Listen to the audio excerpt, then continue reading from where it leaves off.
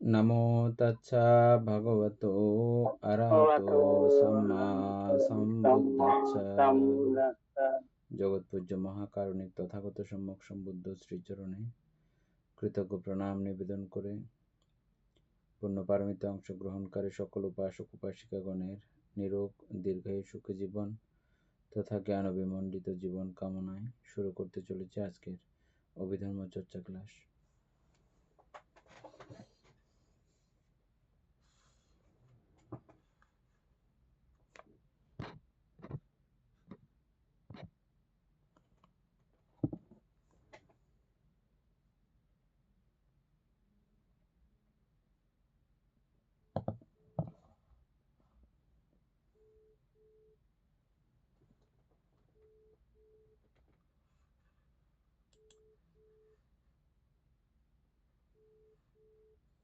উপাসিকা, আমরা কালকে কোন জায়গাতে ছিলাম?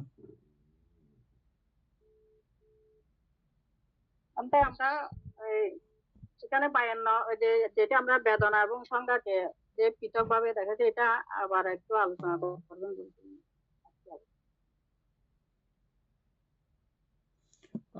এটা শেষ পর্যন্ত এরকমই পাইছি আমরা যে এরা প্রত্যেকটা ইয়ের মধ্যে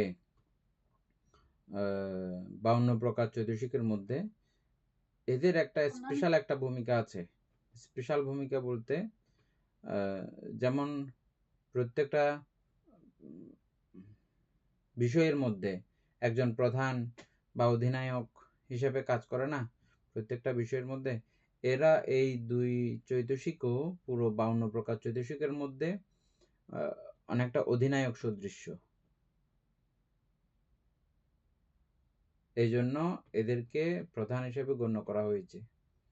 আর আমাদেরকে এখানে যেটা লিখে দিয়েছে ওটাই, বুঝছেন, প্রত্যেকটা জায়গাতে বেদনাকে অনুভব করেই আসাদ অনুভব করিয়েই উৎপন্ন হয়, বাধ্যগত এটা। হ্যাঁ, ওটার মানে ভূমিকাটা সবচেয়ে প্রধান থাকে। তারপরে আর এই সংজ্ঞা, অশুভ সংজ্ঞা, তারপরে আত্মা সংজ্ঞা, নিত্য সংজ্ঞা, এগুলোকে কেন্দ্র করে আসাদের উপকরণ হয়। এই জন্য এই দুইটা বিষয় সব জায়গাতে মানে একটা অতি অবস্থার রূপকার হিসাবে কাজ করে। সেজন্যই এদেরকে মূলত প্রধান হিসেবে আলাদা স্কন্ধে টানা হয়েছে। যাই হোক, এটা আমাদের বিশেষ কোনো সমস্যার কোনো কারণ না। এটা না বুঝলে যে ভীষণ অসুবিধা হয়ে যাবে এমন কিছু না। মূলত বেদনা সম্পর্কে বোঝাই হচ্ছে যে মূল কথা, সংজ্ঞা সম্পর্কে বোঝাই হচ্ছে যে মূল কথা।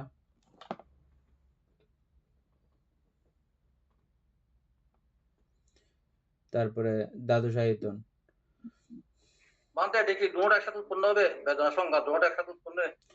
সর্বচিত্ত সাধারণ চৈতসিক সহজাত হিসাবে আমরা জানি। তার মানে এগুলো সর্বচিত্ত সাধারণ চৈতসিকের অন্তর্গত, এগুলো সহজাত। দুটোটা একসঙ্গে উৎপন্ন হবে বলে কথা নয়, 7টা একসঙ্গে উৎপন্ন হয়।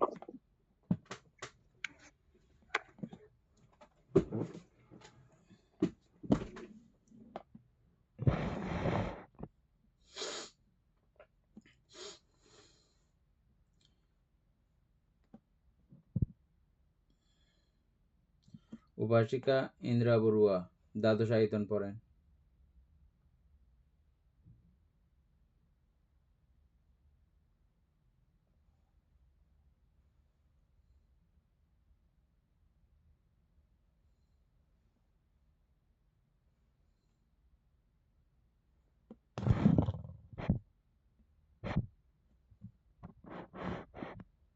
উপাসিকা তো নাই, উপাসক দীপেন বাবু দ্বাদশ আয়তন পড়েন।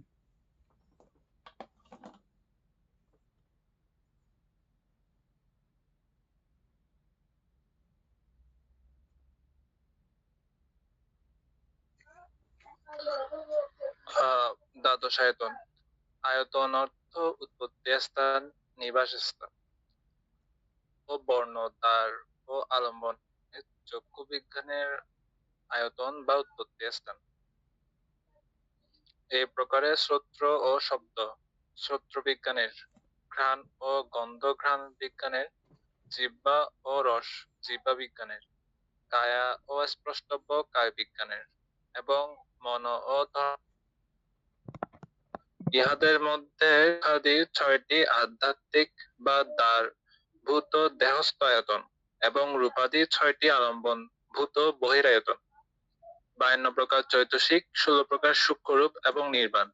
এই ৬৯ ধর্মই ধর্মায়তন। বান্তে। উপাসিকা অমিতা বড়ুয়া, ধর্মায়তন কাকে বলে বলেন তো?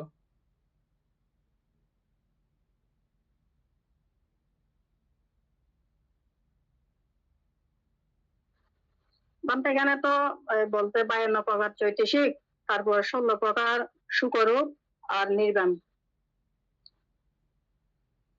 এই ৬৯ মানে প্রকারকে ধর্মায়তন বলে। ১৬ প্রকার সূক্ষ্মরূপগুলো আবৃত্তি করেন শিল্পী বড়ুয়া।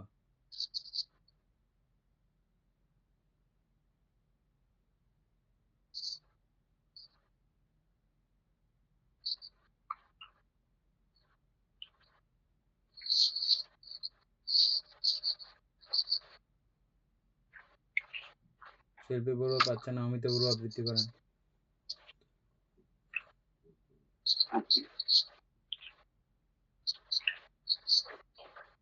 এখানে ১৬ প্রকার হচ্ছে যে মহাভূত রূপ একটি, আপধাতু। তারপর ভাব রূপ ২টি, স্ত্রী ভাব, পুরুষ ভাব। তারপর হৃদয় রূপ একটি, হৃদয় বাস্তু। জীবিত রূপ একটি, জীবিত ইন্দ্রিয়। তারপর আহার রূপ একটি, অবলিকৃত আহার। পরিচ্ছেদ রূপ আকাশ ধাতু একটি। বিজ্ঞপ্তি রূপ কায় বিজ্ঞপ্তি, বাক বিজ্ঞপ্তি। আর বিকার রূপ হচ্ছে লঘুতা, মৃদুতা, কর্মণ্যতা। লক্ষণ রূপ উপচয়, সন্ততি, জড়তা, অনিত্যতা। এই ১৬টা শুক্র।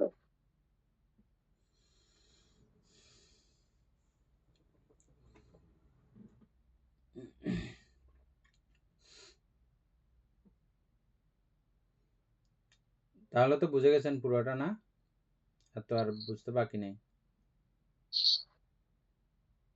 না, তারপরে একটু আলোচনা করে। প্রথমে বুঝতে হবে যে আয়তন কাকে বলে। আয়তন সম্পর্কে এমনি এখানে লেখা আছে, তারপর আমরা আগে সবাই জানি যেহেতু, আবার একটু করে ইয়ে করে ফেললে ভালো হয়। এনি আয়তন কাকে বলে বলো। তারপরে লাভলি বড়ুয়া প্রস্তুত থাকেন সেম ওটাকে আবার রিপিট করে সুন্দর করে বলার জন্য।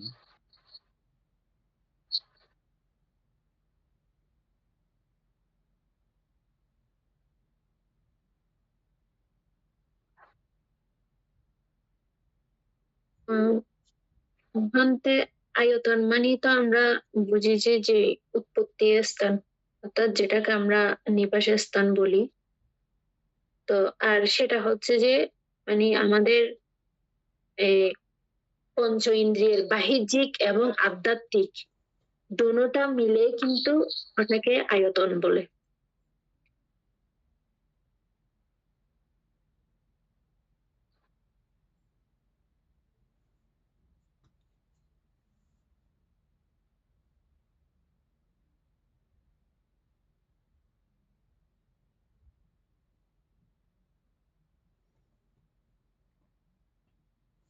উপাসিকা বুঝছেন, সবাই বুঝছেন। লাভলি বড়ুয়া বলে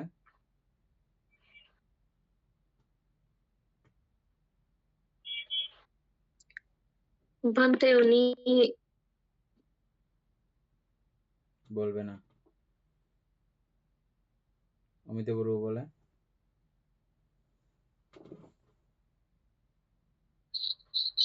এখানে আয়তন অর্থ এখানে উৎপত্তি স্থান বলছে এবং নিবাস স্থান। তারপর এখানে চক্ষু, বর্ণ, দাঁত, আলম্বন। এখানে আমরা মানে এক কথায় আমরা আগে জানছিলাম ও আমাদের এই যে পঞ্চেন্দ্রিয়, আধ্যাত্মিক আর বাহ্যিক, যেগুলো বাহ্যিক দিয়ে এগুলো, এটাই হচ্ছে যে আয়তন। বাহ্যিক আলম্বনের মাধ্যমে যেগুলো উৎপত্তি হয়। ঠিক আছে।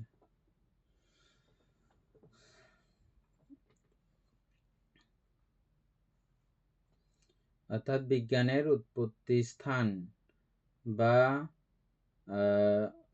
উৎপত্তির বিষয়বস্তু সবগুলোকেই কেন্দ্র করে মূলত আয়তন বলা হয়।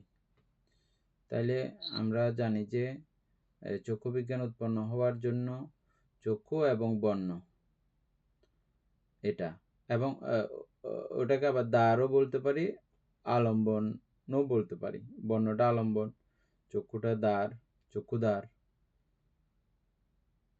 তারপরে চক্ষু বিজ্ঞানের আয়তন বা উৎপত্তি স্থান, এটা চক্ষু বিজ্ঞান উৎপত্তি হওয়ার এটা উৎপত্তি স্থান, এটাকে মূলত আয়তন বলা হয়।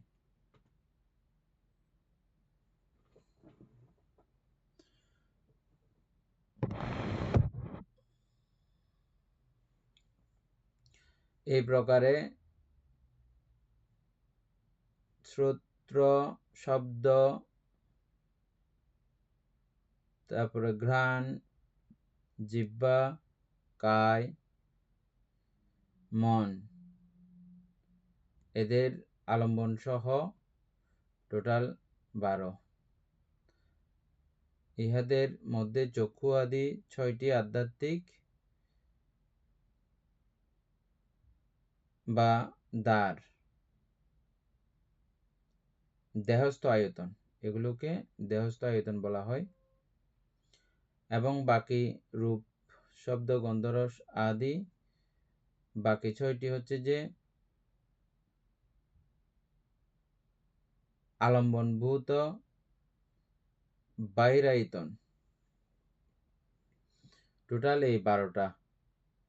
আমরা ওই দ্বাদশ আয়তন দেখেছি, তাহলে এই 12টা আয়তন।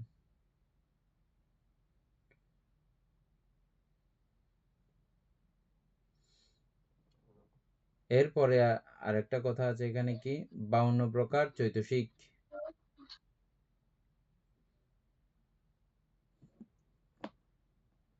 এটা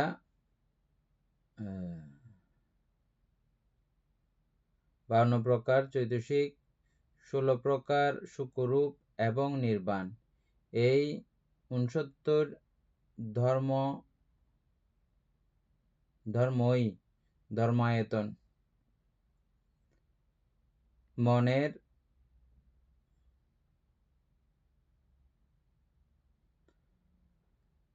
মনকে আধ্যাত্মিক আয়তন হিসাবে এবং ধর্মকে বাহ্যিক আয়তন। তাহলে ধর্ম ও বাহ্যিক ধর্মগুলো কি কি? এই 52 প্রকার চৈতসিক,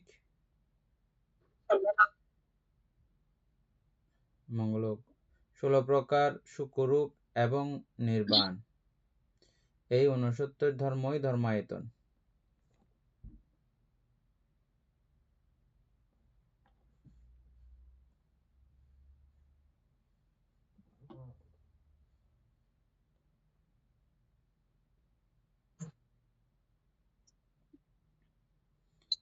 ধর্মায়তন এটা কার আলম্বন হয়? অমিতা বড়ুয়া।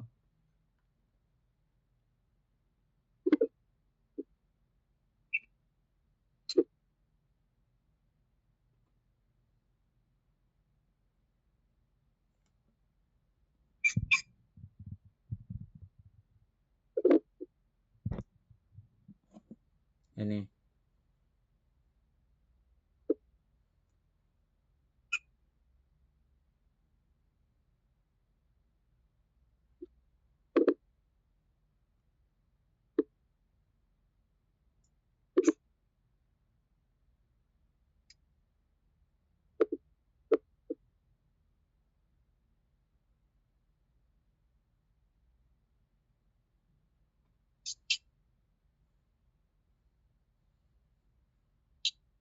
শোনা যাচ্ছে না?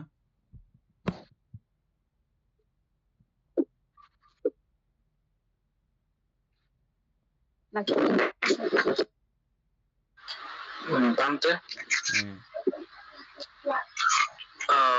অনেক লাইনে যেটা হচ্ছে কি, এখানে যেটা বলা হচ্ছে আলম্বনভূত বহিরায়তন,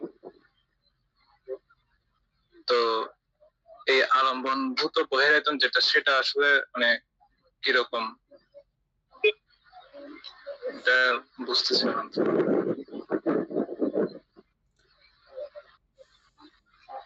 ইহাদের মধ্যে চক্ষু আদি 6টি আধ্যাত্মিক। চক্ষু হইতে মন পর্যন্ত এই 6টাকে আধ্যাত্মিক বলা হয়েছে। হ্যাঁ, বা দ্বার ভূত দেহস্থ আয়তন 6টাকে, মন সহ 6টা। এদূর পর্যন্ত ক্লিয়ার না? এরপরে দেখেন, এবং রূপাদি 6টি আলম্বন ভূত বাহিরায়তন। রূপাদি 6টি আলম্বনভূত বাহিরায়তন।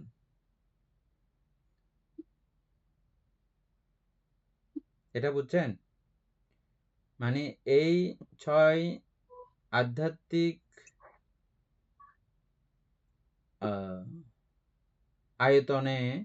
আয়তনের অনুভূত। ভূত বলতে মানে এরা এই 6টায় বাহ্যিক 6টাকে অনুভব করতে পারে। বুঝছেন? 6টি আলম্বনভূত বাহিরায়তন।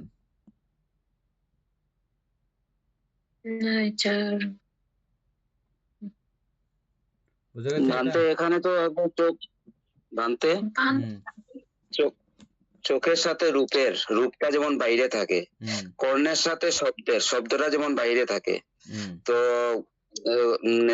আমাদের চোখ গেল, এরপরে যেমন জিহ্বা, স্বাদটা, যেমন কোনো কিছু আমরা টেস্ট করলাম, সেটা স্বাদটা তো বাইরের থেকে আমরা ভিতরে নিলাম, তো সেটা বাইরেরটা ভিতরে গেল। সেরকম ত্বকেন্দ্রীয় স্পর্শের সহিত ত্বকেন্দ্রিয়ের স্পর্শ, তো বাইরের যেটা স্পর্শ হলো তো সেটা ত্বকেন্দ্রিয় অনুভব করলো। সেরকম সেগুলোকে বহির্গত যেটা বলা হয়েছে বহিরায়তন, বাইরের যেগুলো আলম্বন সেগুলো।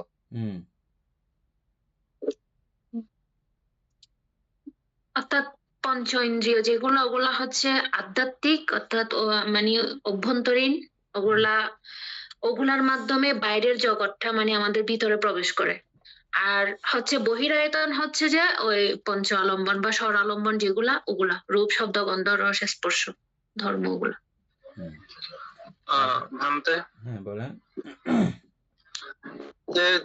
যেটা আধ্যাত্মিক বা আয়তন, যেটা এখানে ওই 6 প্রকার বিজ্ঞান এগুলো উৎপন্ন হচ্ছে, আর যেটা বহিরায়তন বলা হচ্ছে সেখানে আলম্বন উৎপন্ন হচ্ছে, এরকম? না না, আমরা মনোবিজ্ঞান এক সাইড, এছাড়াও আমরা দ্বিপঞ্চ বিজ্ঞান আগে আমরা পড়েছি, জেনেছি।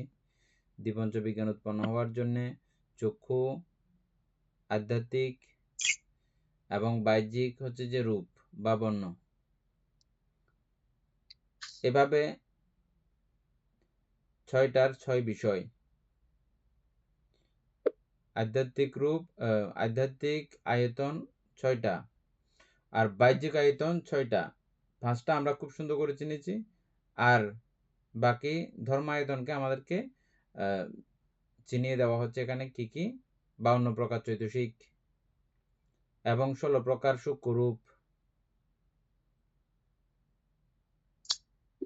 তারপরে নির্বাণ। এই 69 ধর্মই হচ্ছে যে ধর্মায়তন। মানে চোখে যেরকম রূপ দেখেছে, তাহলে মনে কি দেখবে? মনে দেখবে যে এই 69 প্রকার ধর্মায়তনের সঙ্গে যুক্ত হয়ে কি হয়? মনোবিজ্ঞান হবে। বুঝছেন এখন? তাহলে ভান্তে আমাদের দেহস্থ আয়তনে কোন কি উৎপন্ন হবে? বুঝি নাই। দেহস্থ আয়তনে স্পর্শ। কোনটা? ওই যে কায়ের স্পর্শ। তো এগুলো তো ভান্তে বাহ্যিক, আর আভ্যন্তরীণ হচ্ছে যে কায়, ত্বক। তো ওই আভ্যন্তরীণ কায়ের মধ্যে কি উৎপন্ন হবে?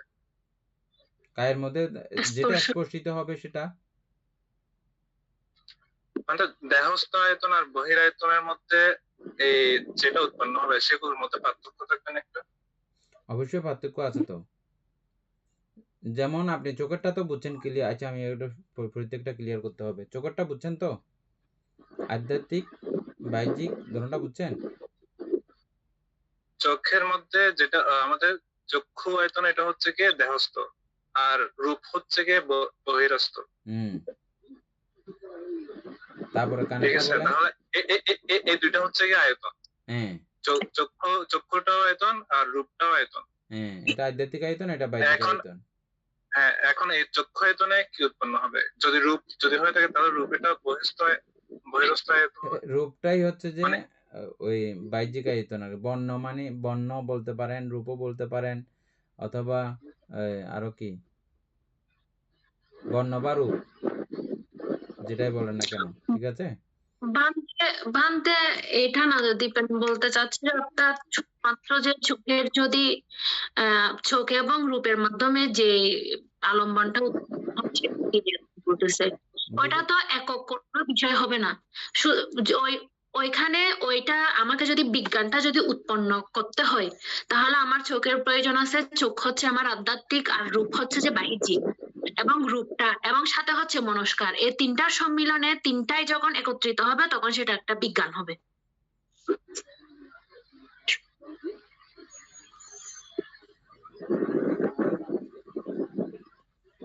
শুধু মনস্কার বলে কথা না, আরো অনেক বিষয়ের সমুপস্থিতি আছে, তবে আমরা এখানে হিসাব করতেছি শুধুমাত্র দুইটা বিষয়। আমরা হিসাব করতেছি শুধু দুইটা বিষয়, কি কি? চক্ষু এবং রূপ, দুইয়ের সম্মিলনে উৎপন্ন হয় চক্ষু বিজ্ঞান। আর চক্ষু বিজ্ঞান শুধু এই দুইয়ের সম্মিলনেই উৎপন্ন হয়ে গেছে এমন বলা যাবে না। এটা চোখে এই বিষয়টা দেখার জন্য, যেমন রাত্রে আপনি দেখেন না, রাত্রি চোখের আর কোনো পাওয়ার নাই, একেবারে গুটগুটে অন্ধকারের মধ্যে আছে, তবে চোখ সেখানেও বিজ্ঞান উৎপন্ন করে। কি? ওই অন্ধকার দেখে অন্ধকার বিজ্ঞান উৎপন্ন করে, অন্ধকারে দেখে যেটা যেটা দেখে যেটা যেটা, ওখানেও বিজ্ঞান উৎপন্ন হয়। ওটাও রূপ, অন্ধকারটাও রূপ।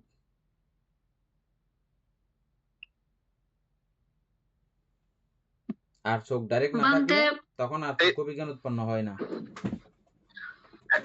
সেই ক্ষেত্রে আমাদের চক্ষু বিজ্ঞানের আয়তন হচ্ছে গিয়ে চক্ষু, ঠিক আছে?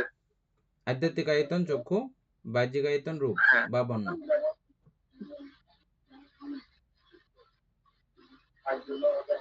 এখন মিলছে? প্রত্যেকটা করেন, এরপর এটা করেন।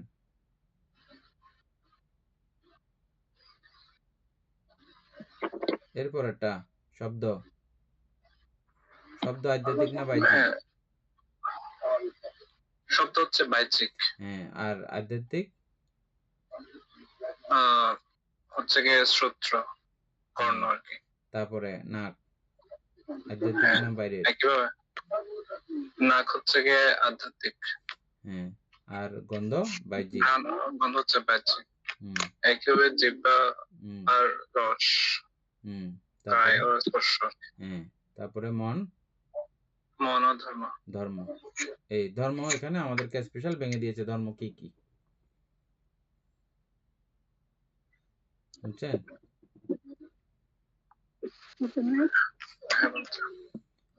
ধর্ম হচ্ছে যে রূপাদি 6টি আলম্বন ভূত বহিরায়তন, 52 প্রকার চৈতসিক, তারপরে 16 প্রকার সূক্ষ্মরূপ এবং নির্বাণ। 52, 16 কত হয়েছে? 60, 68, 69, এই 69টা হচ্ছে যে ধর্মায়তন। আর কোনো সমস্যা আছে?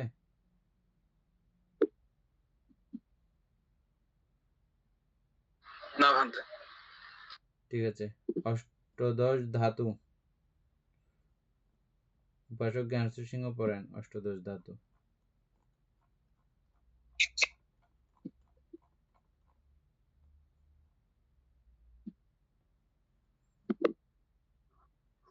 অষ্টাদশ ধাতু আত্মনু স্বভাবং ধারেন্তিতি ধাতু ধাতয়, যাহারা নিজ নিজ স্বভাব ধারণ করে, অর্থাৎ আত্মা তার স্বভাব ধারণ করে না, তাহারা ধাতু। দর্শন কার্যে সাহায্য করিবার গুণ বা স্বভাব একমাত্র চক্ষুই ধারণ করে, এই জন্য চক্ষু ধাতু। তদ্রূপ সূত্রাদি সম্বন্ধে চক্ষু প্রসাদী চক্ষু ধাতু, সূত্র প্রসাদ সূত্র ধাতু, ঘ্রাণ প্রসাদ ঘ্রাণ ধাতু, জিহ্বা প্রসাদ জিহ্বা ধাতু, কায় প্রসাদ কায় ধাতু, পঞ্চাবর্তন পঞ্চদ্বারাবর্তন চিত্ত এবং সম্প্রতীচ্য চিত্তদ্বয় মনোধাতু, এই 6টি আধ্যাত্মিক ধাতু। রূপালম্বন রূপ ধাতু, শব্দালম্বন শব্দ ধাতু, গন্ধালম্বন গন্ধ ধাতু, রসালম্বন স্পষ্টবম্বন স্পষ্টব্য ধাতু, ধর্মায়তনী ধর্ম ধাতু, কুশলাকুশল দ্বিবিদ চক্ষু বিজ্ঞানী চক্ষু বিজ্ঞান ধাতু, সেইরূপ সূত্র বিজ্ঞান ধাতু, ঘ্রাণ বিজ্ঞান ধাতু, জিহ্বা বিজ্ঞান ধাতু, কায় বিজ্ঞান ধাতু, দ্বিপঞ্চ বিজ্ঞান ও মনোধাতু ত্রিক বাদ অবশিষ্ট 76 প্রকার মনোবিজ্ঞানী মনোবিজ্ঞান ধাতু। এই 6টি বিজ্ঞান ধাতু পিঠকে উল্লেখিত অন্যান্য বহু ধাতু এই অষ্টাদশ ধাতুরই অন্তর্গত। তীক্ষ্ণেন্দ্রিয় নাতি তীক্ষ্ণেন্দ্রিয় এবং মৃদু ইন্দ্রিয় হিসাবে মানুষকে 3 শ্রেণীতে বিভাগ। বিদর্শন ভাবনার উদ্দেশ্যে তীক্ষ্ণেন্দ্রিয়ের জন্য পঞ্চস্কন্ধ, নাতি তীক্ষ্ণেন্দ্রিয়ের জন্য দ্বাদশ আয়তন এবং মৃদু ইন্দ্রিয়ের জন্য অষ্টাদশ ধাতু বিভাগ করিয়া প্রদর্শিত হইয়াছে, এবং নাম সমূহের জন্য নাম স্কন্ধ 4 ভাগে বিভক্ত। রূপ সমূহের জন্য রূপ দ্বাদশ আয়তনে বিভক্ত। নাম এবং রূপ উভয় মূরের জন্য নাম রূপ ধাতুতে বিভক্ত।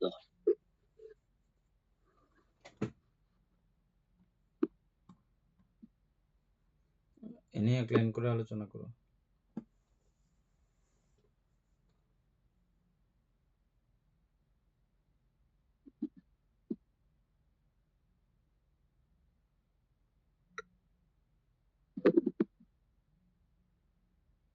অষ্টাদশ ধাতু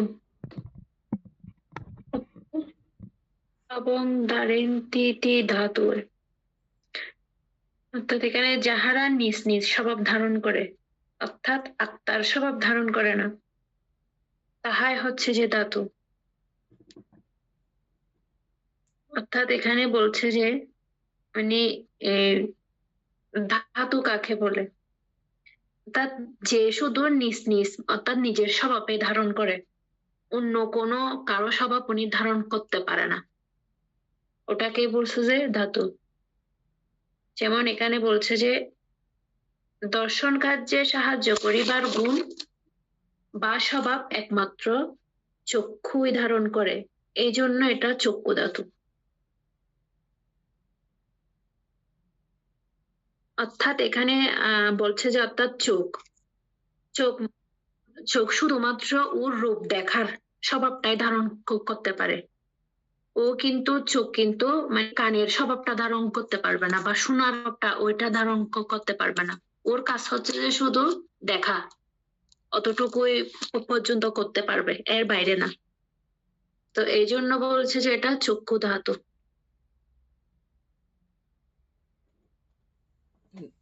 ধাতু অর্থাৎ গুণ। ধাতু শব্দের অর্থ হচ্ছে যে গুণ।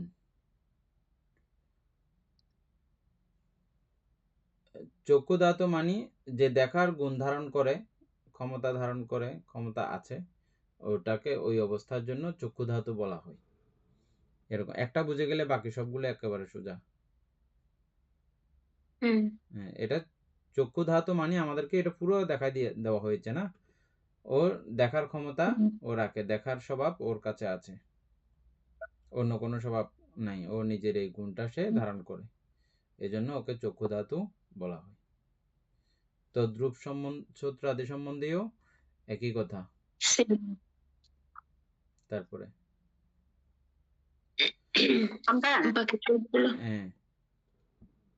এখানে যে লিখছে অর্থাৎ আত্মার স্বভাব ধারণ করে না।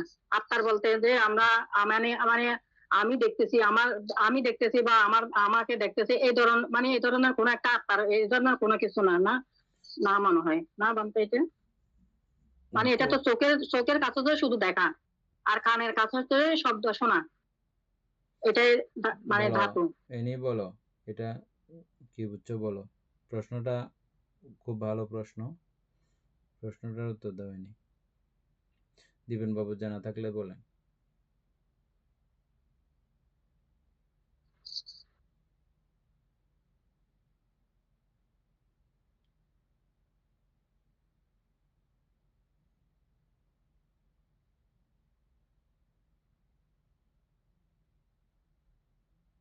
বলো এনি।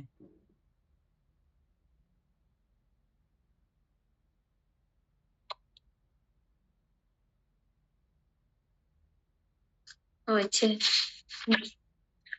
আচ্ছা, এখানে বলছে যে আত্মার স্বভাব ধারণ করে না তাহাই ধাতু।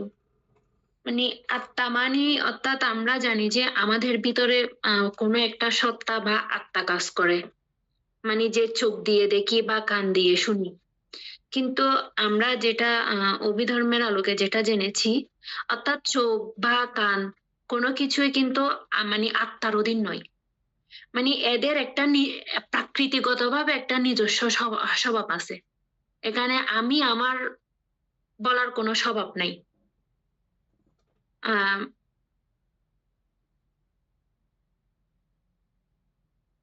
অর্থাৎ যেমন কি চোখটা কিন্তু ওইটা ওর নিজের গুণে সেটা দেখে।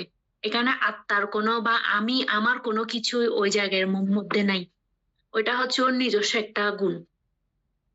অর্থাৎ যেভাবে এটা চারি মহাভূত দ্বারা উৎপন্ন, এভাবে অনেকগুলা সম্মিলনে কিন্তু আমাদের চোখের হচ্ছে যে উৎপত্তি। তো ওই নিজের স্বভাব দিয়ে সেটা দেখে, এটা বলেছে।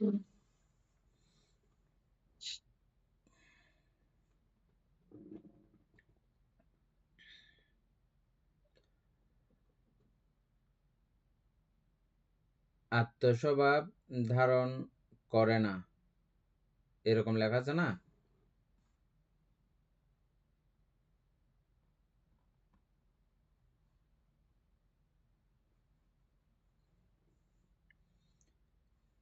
যাহারা নিজ নিজ স্বভাব ধারণ করে, অর্থাৎ আত্মার স্বভাব ধারণ করে না। নিজ নিজ স্বভাব ধারণ করে, আত্মার স্বভাব ধারণ করে না। বুঝছেন?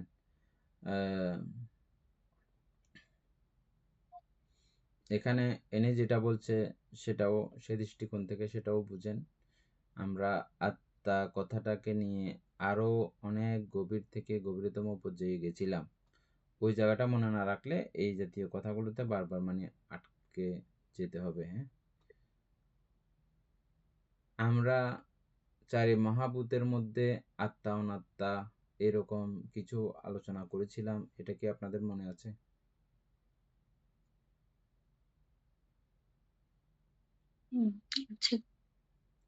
বলেন অমিতাপূর্ব, কি মনে আছে?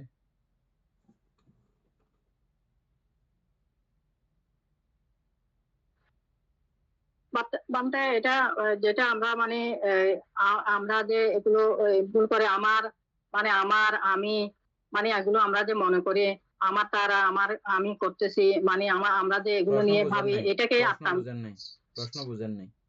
প্রশ্নটা আবার বুঝেন। চারি মহাভূত চিনি তো আমরা, চারি মহাভূতের মধ্যে আমি আত্মা অনাত্মা এরকম কিছু বিষয় আপনাদের সঙ্গে দেখাইছিলাম, বলছিলাম, এটা মনে আছে কি আপনার? এখানে তো আমরা চারি মহাভূতের মধ্যে বলছিলাম, এখানে আত্মা বলতে কিছু নাই। এখানে একজন এখানে চারি মহাভূত, এটা চারটি সমন্বয়ে এটা উৎপন্ন হয় একটা যে কোনো কিছু। কিন্তু এখানে যা বুঝছেন এককভাবে আবার আমরা আলোচনা করতেছি, সুন্দর করে বুঝে থাকবেন। হ্যাঁ, ওটা বুঝে গেলে এই জায়গাটা আপনাকে আর আটকাবে না। ঠিক আছে, এটা বুঝেন ভালো করে। এনি বলো।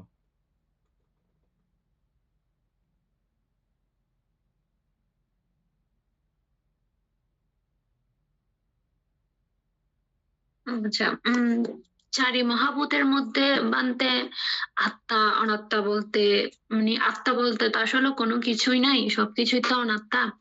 যখন এই চারি মহাভূত অর্থাৎ পৃথিবী ধাতু, আপো ধাতু, তেজ ধাতু, বায়ু ধাতু, এটা কিন্তু চারটা সম্মিলনে কিন্তু এটা গঠিত হয় যে কোনো কিছুই।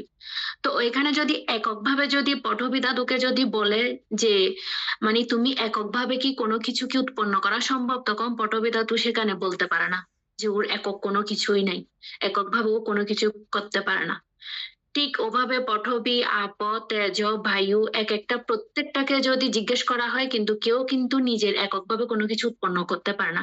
চারটার সম্মিলন যখন হবে তখন তখন সেটা উৎপন্ন করতে পারে, বা তখনই সেটা উৎপন্ন করতে পারে, এর বাইরে না। তখন সেজন্য ওরা একক বলতে কোনো কিছুই নাই, আত্মা বলতে কোনো কিছুই নাই, সবকিছুই হচ্ছে যে অনাত্মা, নিজের একক কোনো কিছুই নেই। কাল্পনিক ভাবে আত্মা বুঝাই দাও, সেখানে চারি মহাভূতে আত্মা বুঝাই দাও। এটা ঠিক আছে, এই সাইডের উত্তর ঠিক আছে, কোনো সমস্যা নেই। এবার তুমি আত্মা বুঝাই দাও, উল্টা করে বুঝাই দাও।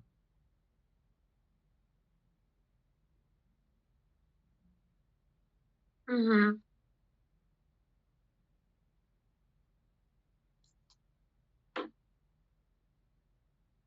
আচ্ছা, আত্মাটা হবে যে অর্থাৎ আহ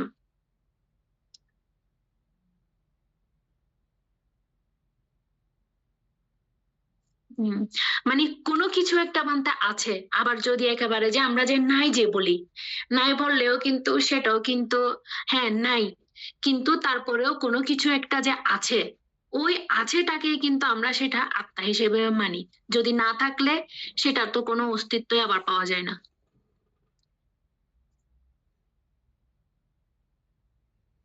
যাই হোক, অমিতপূর্ব প্রশ্ন করাতে খুব গুরুত্বপূর্ণ জায়গায় আছি।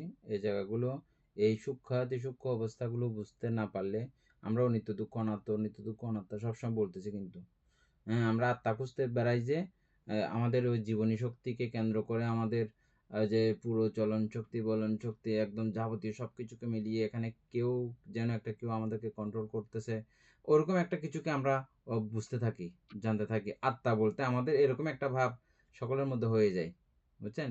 কিন্তু অভিধর্ম তথ্য মতে এটা অত্যন্ত সুগভীর একটা বিষয়, বুঝছেন? এই জন্য আমি আপনাদেরকে রূপ দিয়ে যদি বুঝাই, রূপের মধ্যে তো আমরা এমনিও নাই যে জানি, ওই জাতীয় জীবনী শক্তি বা ওটা সেটা এগুলো কিছু নাই যেও জানি, বুঝছেন? কিন্তু সেখানেও আমরা বুদ্ধের ধর্ম মতে, বুদ্ধের অভিমত মতে, সেখানেও বুদ্ধ মানুষের অভিমতের উপরে ভিত্তি করে সেখানেও আত্মত্ব মানুষ প্রকাশ করে, আত্মত্ব ভাব মানুষের কাছে প্রকাশিত হয়। কি সেই আত্মত্ব? অর্থাৎ পঠবী ও মনে করে আমি পঠবী, এটাই পঠবীর আত্মত্ব ভাব। আপ মনে করে আমি আপ, এটা আপের আত্মত্ব ভাব, আত্মধারণা। বায়ু ও নিজে বায়ু বলে এরকম একটা অভিমত সে প্রকাশ করে, আত্মত্ব ধারণা। আমরা একেবারে স্থূল স্থূল স্থূল বলতে বলতে এটাকে আমরা মালিক হিসাবেও বলি। আমি পঠবীর মালিক, সে পঠবীও বলতে পারে। আমি বায়ুর মালিক, বায়ু বলতে পারে। আমি তেজর মালিক, তেজ বলতে পারে।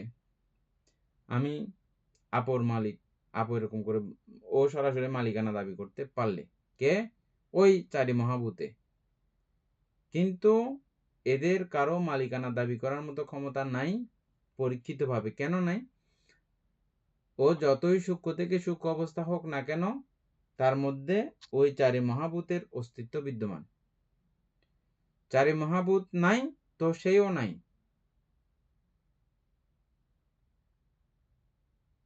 চারি মহাভূত আরো তিনটা অবস্থা নাই, পঠবীর সঙ্গে আরো তিন অবস্থা নাই, তাহলে পঠবীও নাই। তাহলে ও কোথায় রইল? আর ও আত্মত্ব প্রকাশ করতে পারতেছে। এটাই আত্মা অনাত্মা। এইটা যদি বুঝেন একবার, আর 52 প্রকার চৈতসিক সবগুলো বুঝাইও একই রকম। যেমন আমরা বেদনা বলতেছি, বেদনাকে জিজ্ঞেস করেন, বেদনা তুমি কি বেদনার মালিক? ও বলবে যে কোথায়, আমি তো আমাকে খুঁজেও পাচ্ছি না। ও বলবে যে আমার এখানে সর্বচিত্ত সাধারণ চৈতসিক সহ ওই সময়ে যেই বিষয়ের সমুপস্থিতিতে আমি বেদনা নামক অবস্থা তৈরি হয় মাত্র। সবগুলোর যৌথ সমন্বয়ে জোড়া হইলেই বেদনা নামক অবস্থা অস্তিত্ব দেখা যায়। তাহলে বেদনাও এভাবে তার আত্মত্ব প্রকাশ করতে পারে না। এভাবে শুধু বেদনা না, বা অন্য প্রকার চৈতসিক কেউ আত্মত্ব প্রকাশ করতে পারে না। এটা বারবার আমরা এই অনাত্মা চিন্তা করা মাত্র সব কিছু এগুলো বুঝে ফেলতে হবে। অনাত্মা বলা মাত্র কি অনাত্মা জিনিসটা কি, সঙ্গে সঙ্গে পুরো মানে মাথায় চলে আসতে হবে। হ্যাঁ,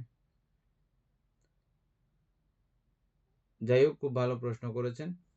তাহলে এটা ওই এরকম একক একক কোনো বিষয়ের গুণ ধারণ করে না।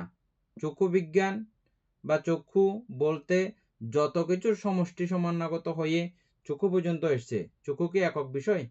অনেক বিষয়ের সমন্বিত একটা গঠিত একটা অবস্থা। চক্ষু দশক আমরা পড়ছিলাম, মনে আছে?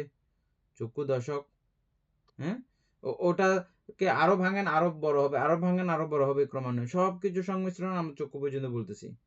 চক্ষু হয়ে এবার চক্ষু ধাতু, এই সবকিছু মিলেমিশে একটা গুণাবলী তৈরি হয়েছে। হ্যাঁ, তারপরে এটাকে আমরা বলতেছি এখন কি? চক্ষু ধাতু। ওই গুণাবলীর, ওই শক্তির, ওই অবস্থার একটা শক্তি আছে কি? ও দেখার শক্তি আছে, দেখার ক্ষমতা আছে, দেখার অভ্যেস আছে, বুঝছেন? এটাকে বলা হয় চক্ষু ধাতু। তারপরে আমি একদম পরিষ্কার করে বলার মতো অত অবস্থা আমার নাই। এই দুটোর মধ্যে যদি বুঝেন তো বুঝলেন, নাহলে আমরা আরো কালকে পরবর্তীতে আরো চেষ্টা করব। এনি বুঝে গেছে কি? একটু পরিষ্কার হয়েছে আগে থেকে? তোমার আগে থেকে পরিষ্কার ছিল, এখন কি পরিষ্কার হয়েছে আরো? বানতে, হ্যাঁ বানতে, এই আত্মা বলতে হ্যাঁ অনাত্মা সেটাও ক্লিয়ার। আত্মা সেটা হচ্ছে যে বানতে, অর্থাৎ এখানে যে চারি মহাভূতের যেটা, অর্থাৎ পঠবি ধাতু, বায়ু ধাতু, তেজ ধাতু, চারটার সম্মিলনে কিন্তু মানে যেই আমাদের বস্তুটা তৈরি হচ্ছে বা উৎপন্ন হচ্ছে সেটা, সেখানে যদি আবার যদি পঠবি ধাতু যদি না থাকে, ওই তিনটা কিন্তু আর কোনো কিছু করতে পারবে না। মানে ওই একটার পঠবির অবশ্যই সেটা, পঠবির গুণটা অবশ্যই লাগবে, পঠবির গুণ ছাড়া কিন্তু হবে না। সেই জায়গায় পঠবি মনে করে যে ওইটা পঠবির আত্মা, মানে আত্মা ধারণা। ঠিক এভাবে পঠবি ধাতু, বায়ু ধাতু, তেজ ধাতু। কিন্তু যখন আমরা অনাত্মা হিসেবে যখন চিন্তা করব যে আসলে তো যে আমার একক গুণ দিয়ে তো কোনো কিছুই হয় না, তিনটা ছাড়া কিন্তু আমি পুরাই অসম্পূর্ণ, সেখানে আমার কোনো অস্তিত্ব নেই। তো ওইটা হচ্ছে যে অনাত্মা, ওভাবে বিচার করা। তারপর আমি ওটা তোমাকে উল্টা করে যেটা প্রশ্ন করছিলাম, এটা জাস্ট বোঝার জন্য। এটা আবার উল্টা মাথা ঘুরে যাবে। হ্যাঁ, আবার আত্মা বুঝতে যাবে, আবার উল্টো হয়ে যাবে। যেটা সত্যি নয় এটা তো তুমি বিয়ে করলে লাভ হবে না। ঠিক আছে, আমি জাস্ট উদাহরণ, বুঝতেছো কিনা, পুরো জায়গাটা নিয়েছো কিনা? এভাবে এভাবে বেদনাও নিজেকে আত্মা মনে করে। যদি সে এই পুঙ্খানুপুঙ্খানু সবিস্তারে সব অবস্থা যদি না জানে, বা বুদ্ধের এই কোয়ালিটি, বুদ্ধের এই শিক্ষা, বুদ্ধের এই বিভাজন সে যদি না জানে, কে আমি নামক অবস্থা, আমাদের যে চিন্তন ক্ষমতা, এটাই যদি এই সবিস্তারে এদের সম্পর্কে, এদের আকার প্রকার যদি না জানে, যতক্ষণ জানবে না ততক্ষণ সে বেদনা নিজেকে আত্মত্ব মনে করবে।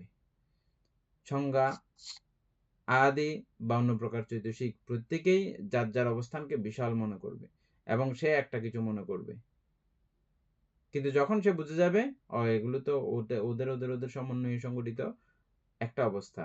বারবার একই উদাহরণ দিই আমি, কি? রংধনু, প্রত্যেকের সমন্বয়ে অবস্থা। রংধনু নামক আসলে কোনো কিছু নাইও, কাছে যান দেখাও যাবে না। গেছেন কাছে কখনো? জানাই না।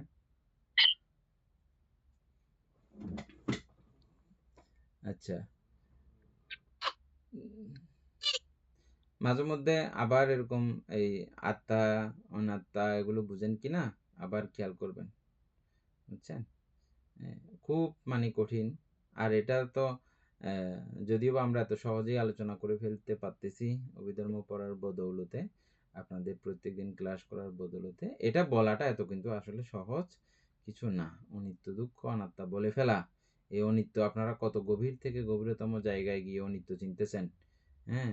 এবং এটা অনেকটা লৌকিক অবস্থার একেবারে চরমে গিয়ে দেখা এই অনাত্মা। আপনারা যেভাবে রূপের মধ্যেও আত্মা অনাত্মা খুঁজতেছেন এখন, হ্যাঁ, রূপের মধ্যে কেউ এগুলো ভাববেও না রূপের মধ্যে গিয়ে আত্মা অনাত্মা খোঁজা।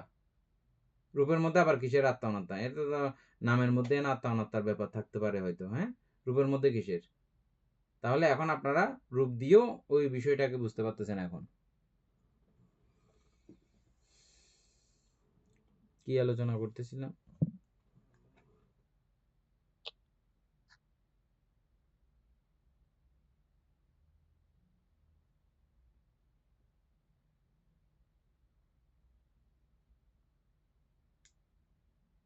তারপরে এনেই তারপরে কি যেখানে আলোচনা করছি এরপর থেকে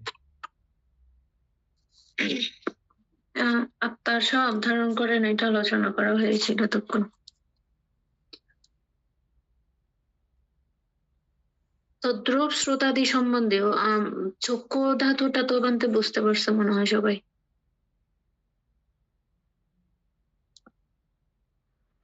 হ্যাঁ, বুঝতে পারছি, বুঝছি।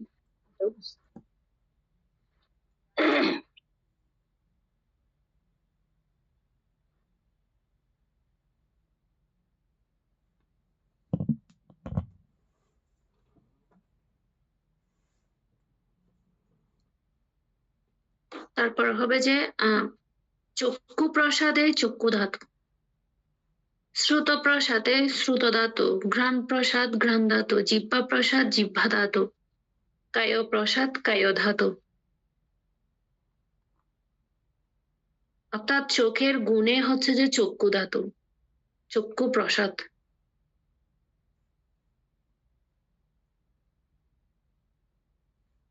অর্থাৎ চোখের গুণে হচ্ছে যে চোখ না বানতে। হ্যাঁ, ওটাকেই আমরা মূলত আমরা চোখ বলতে আমরা এটাকে এই জায়গাটাকে আমরা তো চোখ বলি নর্মালি, কিন্তু এই বইয়ের আলোকে কিন্তু এটা চোখ না, চক্ষু প্রসাদকেই আমরা চক্ষু ধাতু বলি বা চোখ বলি। আমরা চোখ এখানে বললেও আমরা চোখ বলতে বুঝতে হবে যে চক্ষু প্রসাদ। চক্ষু প্রসাদকেই আমরা চক্ষু প্রসাদ নিয়ে আলোচনা করছিলাম, মনে আছে আশা করি সবার।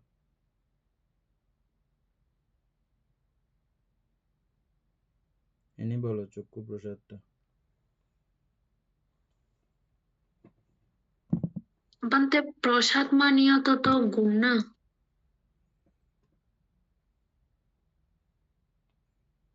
এটা তো বানতে একটা গুণ, চোখের মানে দেখার যে গুণটা চোখের, ওইটাই হচ্ছে যে চক্ষু প্রসাদ।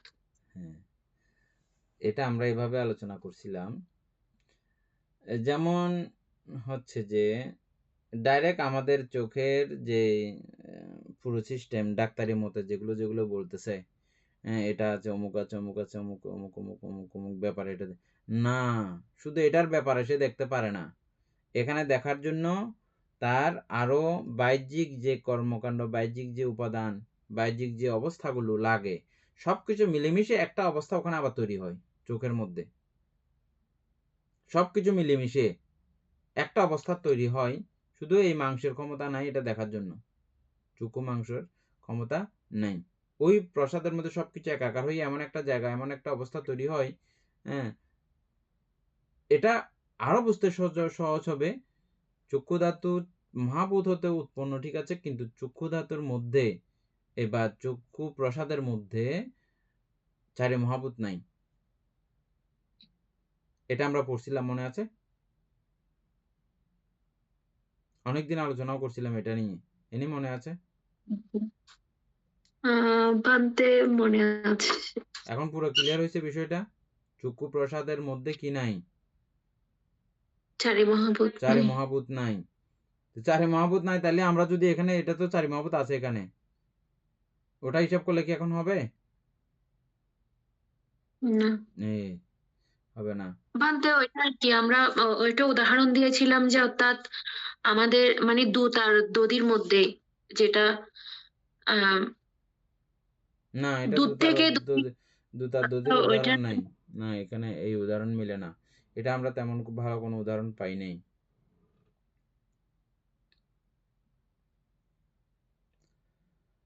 ভালো কোনো উদাহরণ পাই নাই।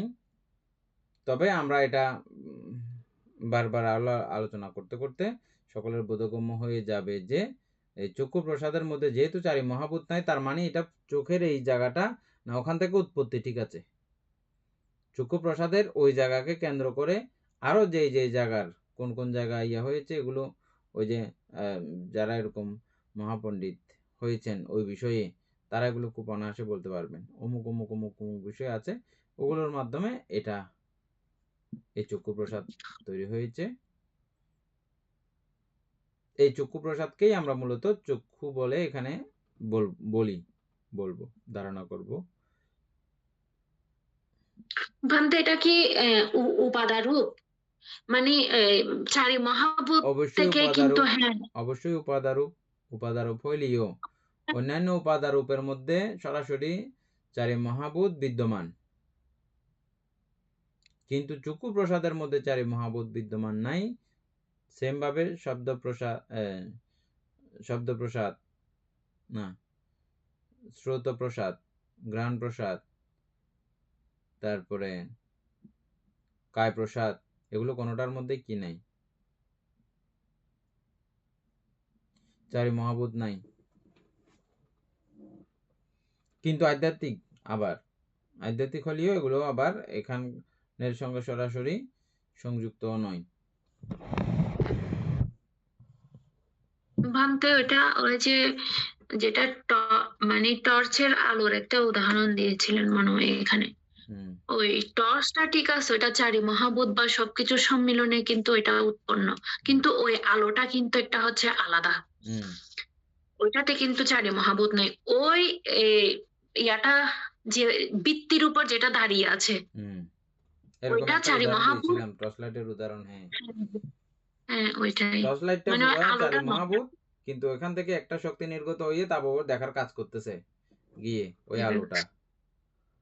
হ্যাঁ, সবকিছু জিনিস আলোকিত করতেছে, পকপকা করতেছে, আমরা দেখতে পাই তখন ওইরকম একটা বিষয়। ঠিক একটা বুঝলে আর চারটাই এগুলো সোজা। দীপেন বাবু এগুলো আগেও বুঝছিলেন আপনি, এখন আবার বলা যাচ্ছে।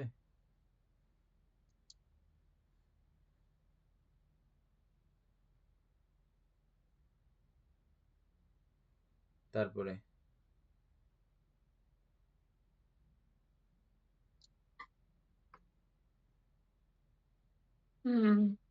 চক্ষু প্রসাদে চক্ষু ধাতু, ঠিক হচ্ছে যে শ্রুত প্রসাদ শ্রুত ধাতু, ঘ্রাণ প্রসাদ ঘ্রাণ ধাতু, সেটা তো হলো। পঞ্চদার আবর্তন চিত্ত এবং সম্প্রতীচ্য চিত্ত দ্বয় মনোধাতু, এই 6টি আধ্যাত্মিক ধাতু। পঞ্চদার আবর্তন চিত্ত এবং সম্প্রতীচ্য চিত্ত আমরা মনোধাতু ত্রিক বলি আর কি।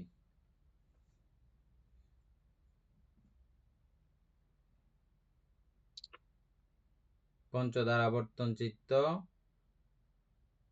এবং সম্প্রতীচ্য 2, এই 6টি, উপরের 5 এবং এই 2টাকে পঞ্চদার আবর্তন চিত্ত এবং সম্প্রতীচ্য 2কে এক বলা হয়েছে, বুঝছো? এই 6টিকে আধ্যাত্মিক ধাতু বলা হয়। আচ্ছা, পঞ্চদার আবর্তন, পর্যন্ত 5 তো। তারপর হচ্ছে যে পঞ্চদার আবর্তন এবং সম্প্রতীচ্য 2 মিলে এগুলোকে বলা হয় মনোধাতু। আমরা যে মন বলতেছি, মনটা কি বুঝছো এখন? মানে এই পঞ্চদার আবর্তন চিত্তের মাধ্যমে সম্প্রতীচ্য চিত্ত হচ্ছে যে অর্থাৎ কোন বিষয়কে মানে গ্রহণ করার জন্য সেই বিষয়ের উপর মনোযোগ দেওয়া আর কি, বা মন দেওয়া। এই প্রত্যেকটা জায়গা এগুলো যদি সুন্দর করে করে বুঝে বুঝে গেলে বিপাশনা এত ইজি হবে, এত সহজ হবে। আমরা মন নিয়ে লাফালাফি করতেছি, হ্যাঁ, তাহলে মনটা কোথা থেকে কিভাবে সৃষ্টি হয়েছে এগুলো পুরো চক্রটা দেখছো? হ্যাঁ, মনোধাতু কিসের দ্বারা? ও দেখো, পঞ্চদার আবর্তন কোত্থেকে কিভাবে হলো, তোমার পুরো মাথা সেট হয়ে গেছে না এখন? এবং বান্ধে। সম্প্রতি চোখ কোথা থেকে কি হলো একটা পুরো মাথায় সেট হয়ে গেছে না মামা, এটাকে আমরা মন বলতেছি যে পুরো, এটা বুঝলাম মাত্র পুরো মন সম্পর্কে আমাদের এতদিন যা ভ্রান্ত ধারণা, ভুল ধারণা, পুরো পরিষ্কার হয়ে যায় বিষয়টা।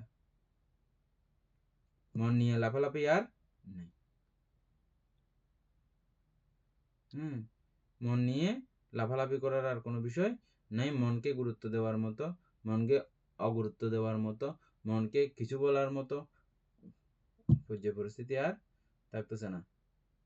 দেখছেন, এগুলো হচ্ছে যে মানে কথা শ্রবণ করতে করতেই বিপাশানা, কথা বুঝতে বুঝতেই বিপাশানা। এগুলোর নাইয়ত্ব প্রকাশ করতে পারলে, এগুলোর অসারত্ব প্রকাশ করতে পারা এই বইয়ের হচ্ছে যে মূল চালিকা, মানে মূল লাভ কল্যাণ। এনে বুঝছো এটা না? দীপেন বাবু বুঝছেন না? উপাসক জ্ঞানেশ্বর সিংহ বুঝতেছেন না?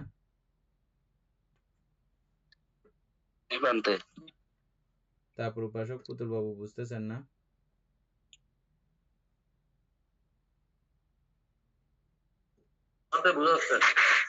তারপরে এই উপাসিকা চন্দা বড়ুয়া বুঝতেছেন? চন্দনা বড়ুয়া।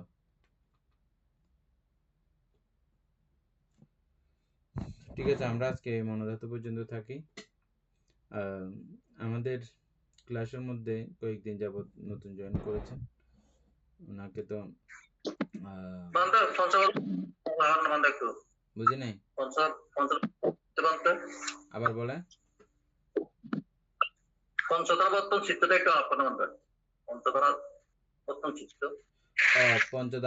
চিত্ত। এনেই পঞ্চধারাবর্তন চিত্ত বলো।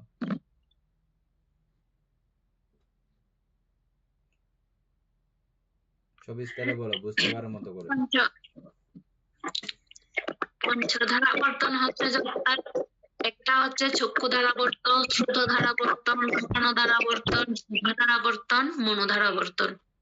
এই পাঁচটাকে বলা হয় যে পঞ্চধারাবর্তন। অর্থাৎ ধার আবর্তন কেন বলা হয়? অর্থাৎ চোখের আমরা কোনো কিছু একটা বা চোখের দ্বারা আমরা কোনো কিছু একটা রূপ দেখতেছি, দেখার সাথে সাথে আমাদের কানের মধ্যে একটা হঠাৎ করে একটা শব্দ চলে আসলো, ঠিক আমাদের চোখের থেকে কিন্তু এই কানের যে দ্বারা আবর্তন মানে আবর্তন হয়ে গেছে, সাথে সাথে ওই কানের শব্দের মধ্যে চলে গেছে, ওইটা হচ্ছে যে আবর্তন। ঠিক ওভাবে এক ধার থেকে অন্য ধারে, অন্য ধার থেকে অন্য ধারে যাওয়াকে এটা আবর্তন বলা হয়। আমি আবার বলতেছি, হ্যাঁ এনে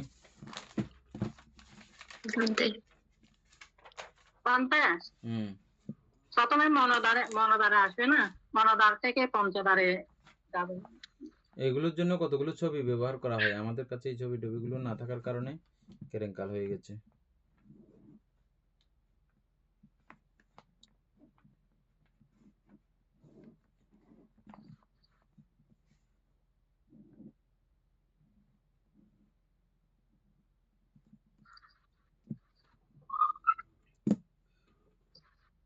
প্রথম কার্যটা পুরো গল্পটা ভালো করে বুঝতে হবে। হ্যাঁ, একটা পাখি বসে আছে একটা গাছে, চোখ খুললাম, আমি পাখিটা দেখলাম।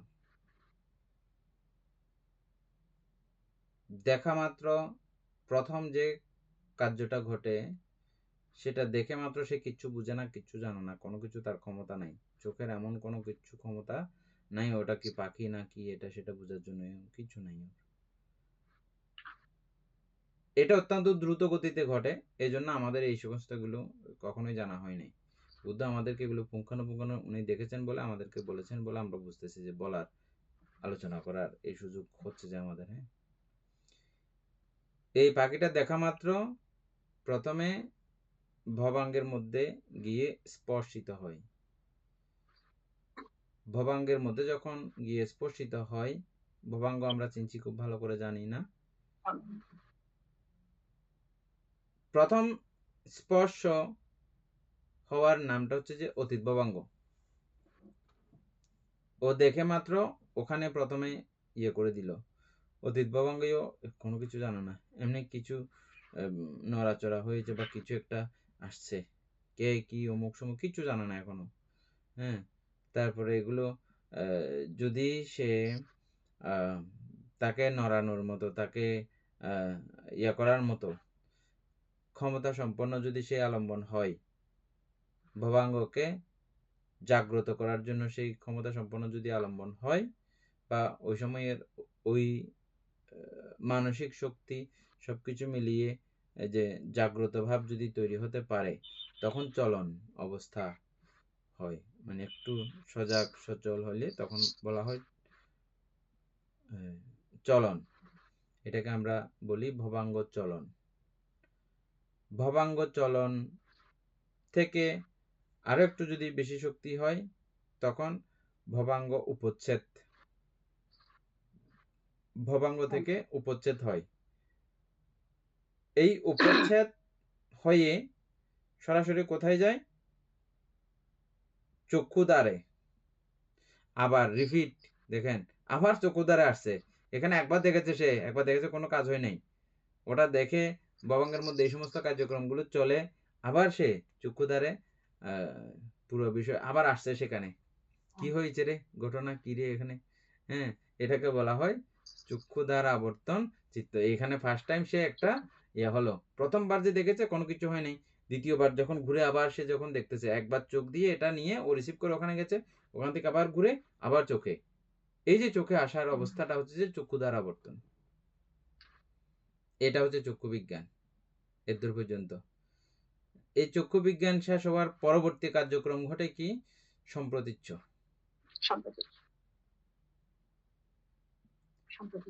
সম্প্রতীচ্য দুই বলা হয় কেন? কুশল এবং অকুশলে। এখানে ভালো লাগার এবং খারাপ লাগার দুই বিষয় আমাদের ঘটতে পারে। ভালো বিষয় দেখা বা সুখের বিষয় দেখা, অসুখের বিষয় দেখা। হ্যাঁ, অসুখের বিষয়টা উৎপন্ন হওয়ার পিছনে অকুশল বিজ্ঞান, আর সুখের বিষয় দেখার পিছনে কুশল বিজ্ঞান। এই দুই সম্প্রতীচ্য অবস্থা এবং ওই দ্বারাবর্তন চিত্ত। দ্বারাবর্তন চিত্ত বলতে এখান থেকে আবার চোখে যাইতে যেই অবস্থাটা, উপচ্ছেদ হয়ে তারপর আবার চোখে যাওয়ার যে সময়টা, ওটাকে বলা হয় দ্বারাবর্তন চিত্ত। শুনেছি, শোনার পরে অতীত ভবাঙ্গ, তারপর ভবাঙ্গ চলন, ভবাঙ্গ উপচ্ছেদ, ভবাঙ্গ উপচ্ছেদ হয়ে শব্দে কি শুনেছি দেখি তো। আবার যখন সে শুনতে যায় পুনরায়, এটা শ্রুত দ্বারাবর্তন চিত্ত নাকি শব্দ শ্রুত দ্বারাবর্তন চিত্ত না? এভাবে নাক, জিহ্বা সবকিছু দ্বারাবর্তন চিত্ত ক্লিয়ার হয়েছে।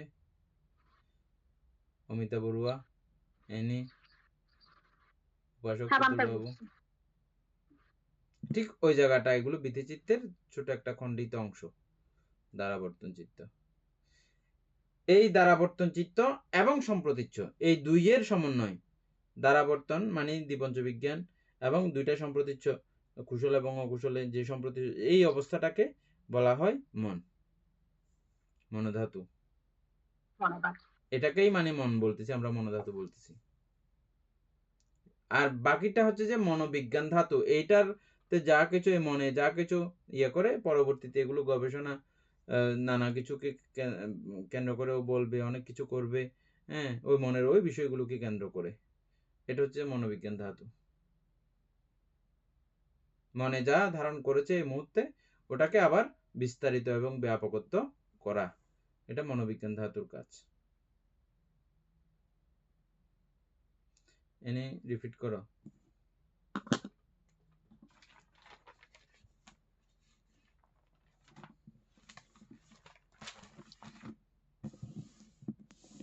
বান্তে এটা কি সম্প্রতীচ্যের মধ্যে ঢোকার যে আবর্তন, ওইটাকে বলতেছেন?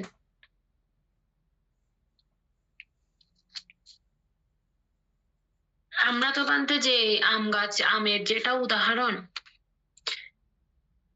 ওইখানে তো বান্তে আমার উদাহরণ দরকার নেই, এখন আমার কথা বুঝছো কিনা দেখো একবার করে।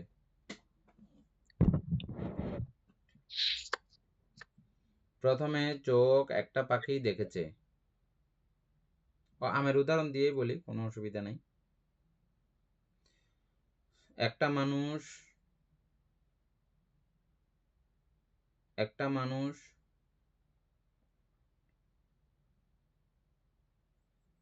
ওই উদাহরণ ওই, এটা চোখের সঙ্গে বা অন্য কিছুর সঙ্গে সরাসরি মিলানো যায় না, শব্দবিজ্ঞানের সঙ্গে মিলানো যায়। আবার শুনেছে যে শব্দবিজ্ঞান তৈরি হয়েছে, যেটা আমরা উদাহরণ পড়েছিলাম, মনে আছে? এবং উদাহরণটা আরো অনেক কিছু বিজ্ঞানের সমন্বয় ঘটাই দিছে সেখানে। আমি চোখ খুলছি, চোখ খুলে আবার দেখেছি, আবার এখানে খাবার ব্যাপার আছে, রসের ব্যাপার চলে আসছে না? মনে আছে নি? আমি আমের পতন শব্দ শুনেছিলাম, হ্যাঁ তাইলে এটা তো শব্দ বিজ্ঞানের কথা না শুধু? ভান্তে, অর্থাৎ ওইটা হচ্ছে যে যেমন আম পড়ার যে শব্দটা শুনেছি, ওই শব্দের দিকে আমার মনকে বা মনোযোগকে ওইদিকে ধাবিত করা বা মনোযোগ ওইদিকে দেওয়া, ওইটাই তো হচ্ছে যে মানতে এই মনোধারা বা বর্তন বা পঞ্চধারা বর্তনের একটা। এই জন্য আমি বললাম, মনোযোগ ওই জন্য বললাম ওটা ওই গল্প, ওই যেটা আমরা ওখানে গল্প পেয়েছি, ওটা হচ্ছে যে মানে একভাবে তুমি চিন্তা করতে পারবে। এখন আমি যেটা বলতেছি এটা সুন্দর করে বুঝো কিনা দেখো। গল্প কথা আপাতত মাথা থেকে জেরে ফেলো। হ্যাঁ, একটা পাখি বসে আছে একটা মানুষে বা একটা যে কোনো কিছু প্রাণী, চোখ যার কাছে আছে আর কি, ও দেখেছে, দেখা মাত্র ও দেখে না। তাহলে দেখা মাত্র কি হয়? দেখা মাত্র প্রথম যেটা কার্য সম্পাদিত হয় সেটা হচ্ছে যে ভবাঙ্গের মধ্যে সে এগুলো পাঠায়। ভবাঙ্গের মধ্যে প্রথম যখন এই বিষয়টা যখন যায়, এই অবস্থাটার নাম হচ্ছে যে অতীত ভবাঙ্গ। আর এই অতীত ভবাঙ্গ যদি এটা মানে এত আলম্বন গুরুত্ব না, অথবা আমার মানসিকভাবে ওরকম শক্তি নেই, ওটা দেখার জন্য ইচ্ছে করতেছে না আমার কিছু না, ওরকম হইলে ওটা ওখানেই অনেক সময় অনেকবার পর্যন্ত গড়ায়। কতবার পর্যন্ত গড়াইতে দেখছি আমরা অতীত ভবাঙ্গ? গড়াগড়ি করতে করতে অনেক সময় চলন শুরু হয়, অনেক সময় চলন শুরু হয়ও না, অতীত ভবাঙ্গের মধ্যেই এটা শেষ হয়ে যায়।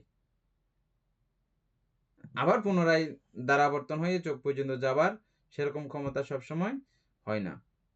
যদি আলম্বন শক্তিশালী হয় তখন এটা চলন পর্যন্ত যায়, আরেকটু বেশি শক্তিশালী হইলে তখন উপচ্ছেদ পর্যন্ত যায়, আরেকটু বেশি শক্তিশালী হইলে তখন দ্বারাবর্তন। এই উপচ্ছেদ থেকে আবার চোখে যাওয়ার, উপচ্ছেদ থেকে আবার চোখে যাওয়ার এই সময়টার নাম হচ্ছে যে দ্বারাবর্তন চিত্ত। এনি এখন ক্লিয়ার? আমি শব্দ শুনেছি, শব্দ শুনে মাত্র প্রথমেই আমি এটা অটোমেটিকভাবে আমাদের ধর্মতার নিয়ম অনুসারে, আমাদের দৈহিক গঠনের কার্যক্রম অনুসারে প্রথমে সে এটা ভবাঙ্গের মধ্যে ট্রান্সফার করে, অটোমেটিক নিয়মতান্ত্রিকভাবেই চলে যায়। যাওয়ার পর প্রথম যে কার্যক্রম সেটা অতীত ভবাঙ্গ, ভবাঙ্গ চলন, ভবাঙ্গ উপচ্ছেদ, উপচ্ছেদ থেকে আবার ওই কানের মধ্যে যাবে, এটা শব্দ দ্বারাবর্তন চিত্ত, শ্রুত দ্বারাবর্তন চিত্ত।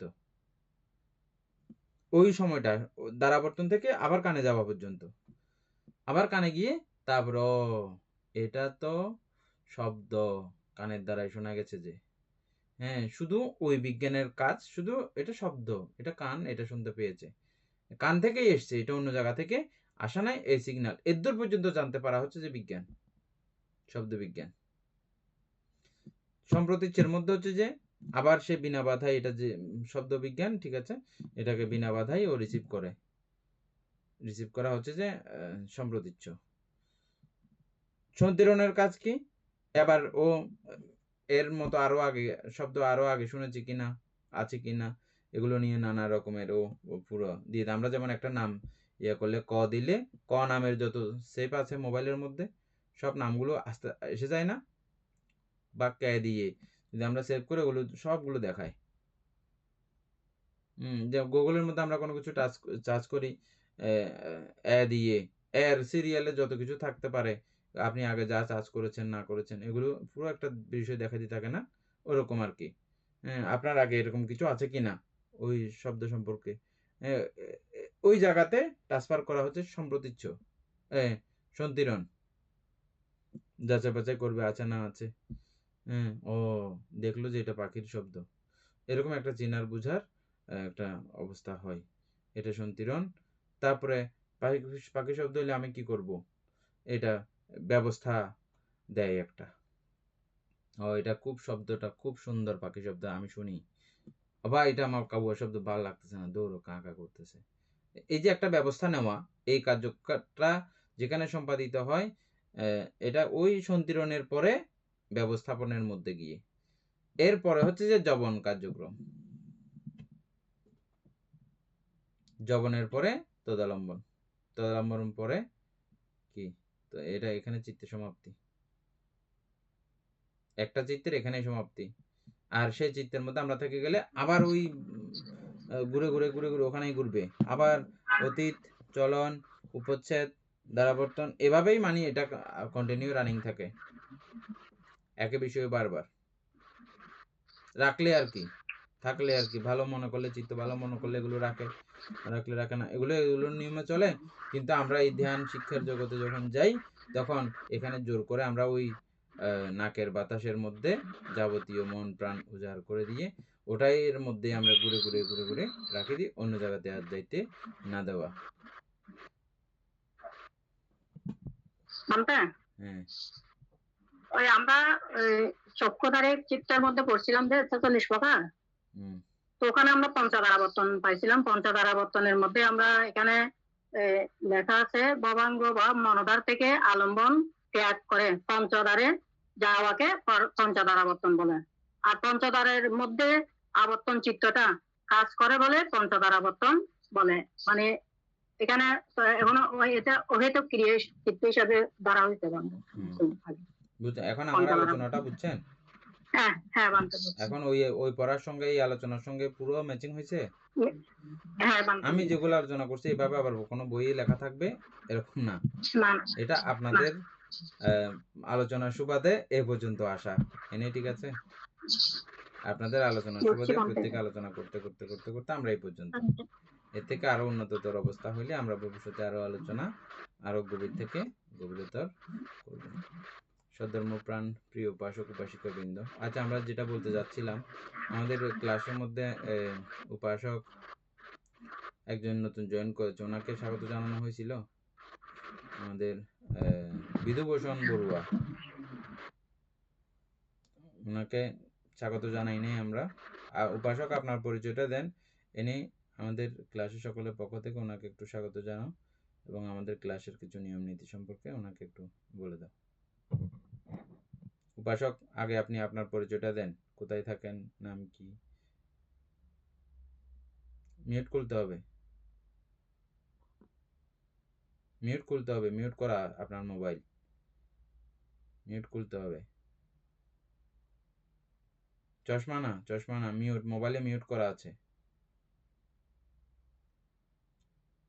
পারতেছেন না? আর কেউ আছে? বউ আছে, বউকে ডাকেন। বউ নাই, কেউ নাই, আপনার কোনো কিছু কথা শুনতেছি না আমরা। যাই হোক, আপনার কালকে কথা হবে আপনার সঙ্গে শুরুতেই, হ্যাঁ? আজকে আপনার কথা আমরা শুনতেছি না, আর আপনি আমাদের কথা শুনে ফেলেন। এনি ওনাকে স্বাগত জানিয়ে কিছু কথা বলো।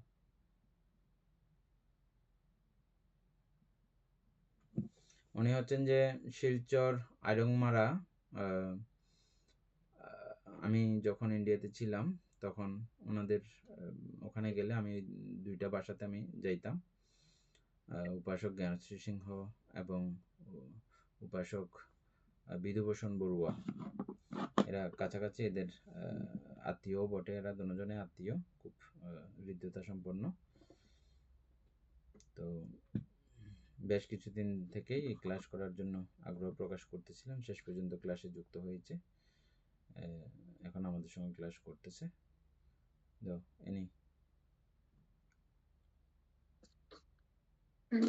প্রথমে আমাদের শ্রদ্ধেয় আহ্বান থেকে বন্দনা জানাচ্ছি এবং আম, আমাদের গ্রুপের পক্ষ থেকে আপনাকেও আমরা নমস্কার জানাচ্ছি। আমাদের মূলত ক্লাসটা হচ্ছে যে আমরা মূলত ক্লাসের মধ্যে 28 থেকে 29 জনের মতো আছি ক্লাসে। তো এটা দীর্ঘদিন আপনার 3 বছর, প্রায় 2.5 থেকে 3 বছর এটা চলমান। এবং আমরা প্রথমে ব্রহ্মজল সূত্র একটা বই শেষ করেছি। তারপরে এটা হচ্ছে অভিধর্মত্ব সংগ্রহ বইটা আমরা একবার শেষ করেছি, পুনরায় এখন দ্বিতীয়বার সেটা চলছে।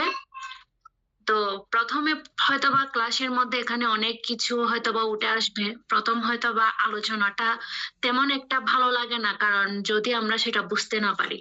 কিন্তু যখন ক্লাসের মধ্যে যখন রেগুলার থাকবেন বা তাহলে হয়তোবা মানে আলোচনার সাপেক্ষে অনেক কিছু বোঝা যায় বা অনেক কিছু জানতেও পারবেন।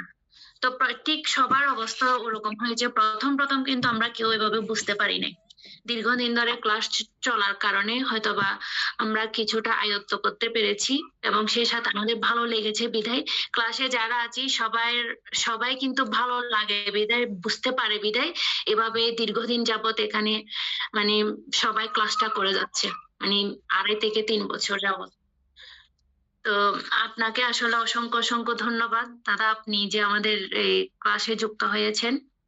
আশা করি আমাদের পাশে থাকবেন এবং আমাদেরকেও বিভিন্নভাবে সাহায্য করে যাবেন, যাতে আমরা আরো অনেক কিছু জানতে পারি বা আরো অনেক কিছু বুঝতে পারি। আর আমাদের শ্রদ্ধেয় বানতে যদি কোনো একটা বিষয় যদি না বুঝেন, সেটা যদি মানে যতবার মানে বুঝবেন না, যতবার জিজ্ঞেস করবেন ভান্তে ততবার আপনাকে বুঝিয়ে দিবে। কোনো কিছু হয়তো বা না বুঝে বা ওভাবে আমার মতে আসলে না বুঝে আসলে ক্লাসটা করা উচিত না। আমরা বুঝে ক্লাসটা করব। প্রয়োজনে একটা লাইনকে আমরা প্রয়োজনে সেটা 1 দিন না 2 দিন যাবত আলোচনা করব, কিন্তু আমরা সবাই চাই সেটা সবাই বুঝুক, সবাই সেটা ধারণ করুক। তো আপনাকেও অনুরোধ জানাচ্ছি আপনিও এভাবেই ভান থেকেও বিভিন্ন ধরনের জিজ্ঞাসা করবেন, জানতে চেষ্টা করবেন এবং আমাদেরকেও সাহায্য করবেন, যাতে আমরাও আরো কিছু শিখতে পারি। ক্লাসে এখানে যত প্রশ্ন করা যায় তত কিন্তু জানা যায়। এখানে শুধু যে প্রশ্ন করবে সে উপকৃত হয় না, বাকিরাও কিন্তু উপকৃত হবে, বাকিরাও জানবে, বাকিরাও শিখবে। তো এটাই কামনা করি। তা আপনাকে দাদা অসংখ্য ধন্যবাদ আমাদের ক্লাসে যুক্ত হওয়ার জন্য। পরিশেষে আমাদের শ্রদ্ধেয় বান থেকে আবারও বন্দনা জানাচ্ছি এবং গ্রুপের সবাইকে আমি আমার নমস্কার জানাচ্ছি। সদ্ধর্ম প্রাণ প্রিয় উপাসক উপাসিকা বৃন্দ, এতক্ষণ যাবত আমরা অভিধর্ম আলোচনা করেছি। এতে আমাদের অপরিমেয় পুণ্য সাধিত হয়েছে। পুনরাশি অনন্ত চক্রবাসী সত্যগণকে দান করছি, গুরুভান্তি দেবকে দান করছি, মাতা পিতাগণকে দান করছি এবং এই পুণ্যের কাছে আমরা প্রত্যেকে প্রার্থনা করব নির্বাণ লাভ অবধি অসৎ ব্যক্তি মূর্খ ব্যক্তি পাপ মৃত্যুর সংসর্গ লাভ না করে সদা সর্বদা জ্ঞানদর্শী কল্যাণ মৃত্যুর সান্নিধ্য সংসর্গ লাভ করতে সক্ষম হই, এরূপ সাধু কামনা পোষণ করে আজকের মতো ক্লাস এখানে সমাপ্ত করছি। সাধু সাধু সাধু প্রকাশা